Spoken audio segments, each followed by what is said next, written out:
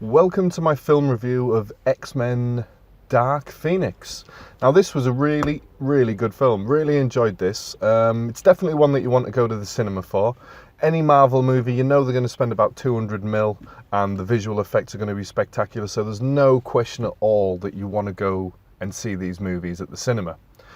Visually stunning, this movie was no different. There was parts of the movie, you know, where you're just like, oh my god, you just take a moment to really appreciate what it is that you're seeing on screen. You know, the level of special effects that you see now in the cinema, especially in movies like this, particularly Marvel, is just breathtaking, and this was no different. So, you know, definitely go and see this at the cinema. I would also suggest you sit reasonably close. I mean, if you sit right at the back of the screen, it depends on your personal preferences, but if you sit right at the back, I don't feel like you're going to quite get the immersive, in-your-face kind of vibe from the movie that you really should. So I would encourage you to sit slightly closer than normal, maybe, for this movie. I would have liked to have got up and sat a few rows further forward, but I was okay. I was pretty much at the front as it was.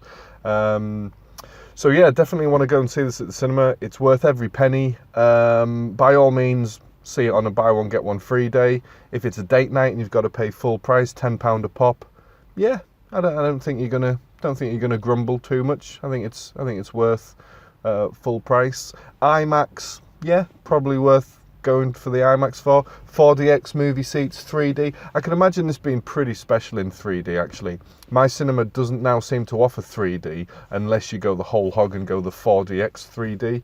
And it's not very often I do that. And wouldn't have minded it for this movie. But I think 3D in particular for this movie would be quite good. If you like 3D, then there was a lot of visually, a lot of depth that could have really come good, and with all the CGI in those particular scenes, I imagine the 3D element would have worked really well.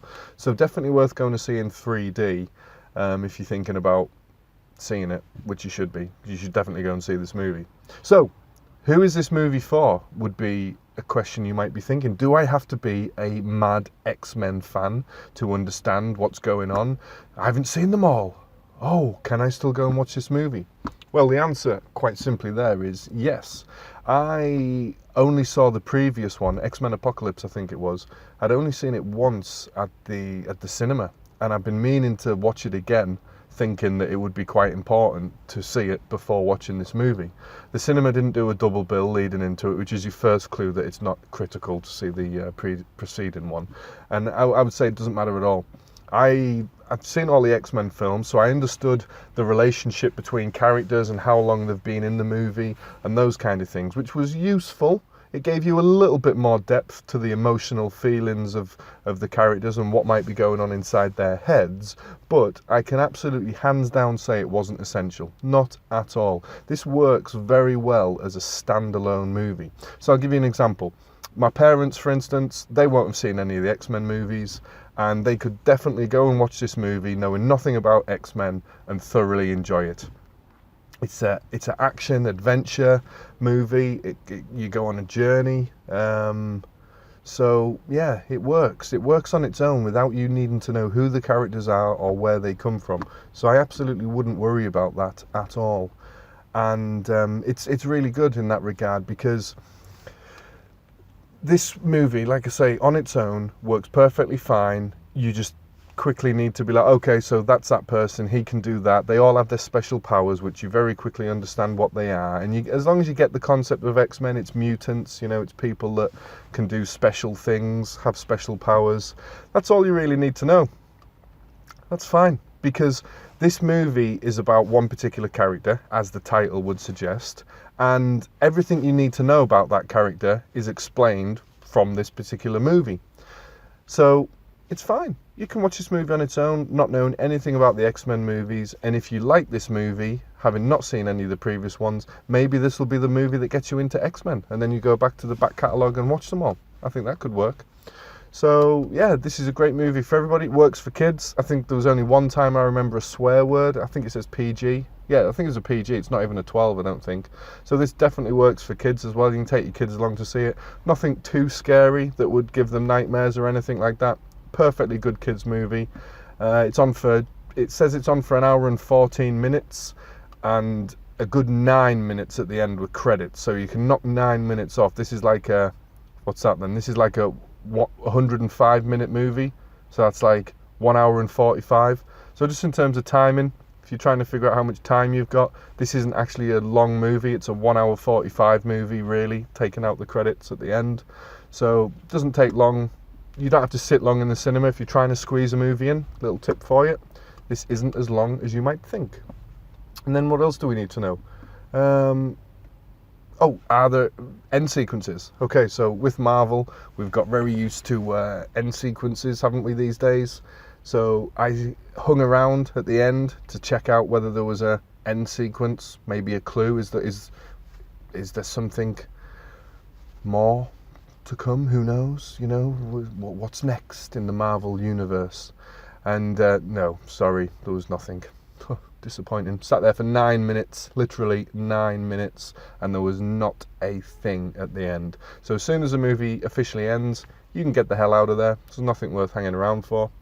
And also, at the beginning of the movie, make sure you're not late, because the very beginning of the movie, there's quite an important sequence. It's kind of your first introduction to this character, and it's it's an important scene. So whatever you do, don't rock up to this movie late, and don't miss that initial scene, whatever you do. So I think I would like to score this movie a 8.2 out of 10, I think. Early on in the movie, I was thinking it had the potential to be maybe a 9. It was really good, really enjoyed it. It was good to see another X-Men movie. Don't see that many. Haven't seen that many myself at the cinema. So, I was really enjoying the X-Men vibe. I've been a bit of a Marvel addict recently, so seeing a slightly different side to the Marvel universe was pretty cool with the X-Men. And it was a refreshing change of characters. I like the characters in this, with James McAvoy, Michael Fassbender, Jennifer Lawrence, the guy that moves really fast. I love him. I think he's just hilarious. Maybe the movie could have done with being longer if I was to look for a criticism. Also, I don't know. I almost wanted more. I think that's maybe another reason why I'm only scoring at 8.2, which is a damn good score. It's getting a lot of those marks for just how brilliant the special effects were. Really hooks you from early on. Once things get going with the movie, you're really drawn in and excited to see what direction it's going to go in. You don't really know which direction it's going to go in, and that's good. That's a good thing about a movie. So it keeps you not really knowing what's going to happen, when the action really gets going, the visual, it's just a visual treat to see at the cinema. So you absolutely must see this at the cinema. End of story. If you're going to see it, you see it at the cinema. End of. And this really is for everybody, whether you're an action movie fan or not. It's not on too long if you're the kind of person who doesn't like sitting in the cinema for a long time. This really is a movie for absolutely everybody. Everybody should go and see it. It's up to you whether you want to see it at the peak times, pay £10 a ticket, or whether you do the buy one get one free Meerkat Movies option. Take the choice. But you should definitely see this at the movies, and that goes for everybody, even if you're not normally a Marvel fan. Like, I think of my parents, my sister, my niece, all different age brackets and tastes and interests. I would say to all three of them, yeah, definitely go and see this movie. Why wouldn't you? It's really, really good. And if you liked Captain Marvel, you will love this movie. If DC had have made this movie instead of Marvel, I wouldn't be surprised if we were hearing about a lawsuit of Marvel suing DC, because there was a lot of similarities where you could be like, oh, a little bit like Captain Marvel. Oh, that reminds me a little bit of Captain. Now, it's not in a bad way, and that's not a criticism. I mean, I could be sly and say, oh God, he couldn't even be asked to think up any new ideas. They basically just copied a lot of Captain Marvel and put it into the X-Men. If I wanted to be really harsh, arguably yes, you could say that, but that's unnecessary. Come on, let's give the Marvel Universe, Stan Lee, let's give them a break. They've brought some amazingly original, awesome content, and if they've maybe loaned a few ideas, maybe accidentally copied a few ideas from Captain Marvel, then that's fine, because it worked in Captain Marvel and it works in Dark Phoenix. So that's not a criticism. just an observation. You know, see what you think. How many similarities could you draw? I'm thinking of 1, 2, maybe 3 really strong similarities, but it's fine. It's fine. You're allowed to copy your own characters, even though you probably claim that that isn't what you did. But like I say, the movie works. It's a cracker of a movie. My only concern is it leaves you wanting more. You know, I would have liked it to have been longer. I would have liked there to have been an end sequence. I miss my end sequences from Marvel. If there's not an end sequence, I feel hollow at the end of a movie, and there wasn't one. So you're not given any clue as to, is there going to be another X-Men movie? I don't know. It's so unfair. What were you thinking, Marvel guys and Stan Lee? God bless you. But anyway, you know, fair enough. Fair enough. I'm not going to cry about that. I'm not going to rant on about that. So you've got my score, similar to Cappy Marvel. If you like Cappy Marvel, you're going to love this. And Popcorn Muncher, no, it's not a Popcorn Muncher. For the first, probably half of the movie, there's as many stone cold quiet sequences as there are noisy sequences, so very difficult to get the popcorn munched on this one. But never mind, just eat ice cream instead. Have a quiet snack for this particular movie, and it's not even on that long, so you don't need that many snacks. So there you go. This is a cracker of a movie, which you're probably not surprised to hear me say, because it's by Marvel, and Marvel rock.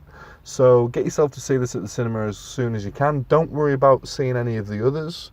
You don't need to. Just go and watch this as a standalone movie and enjoy it for what it is.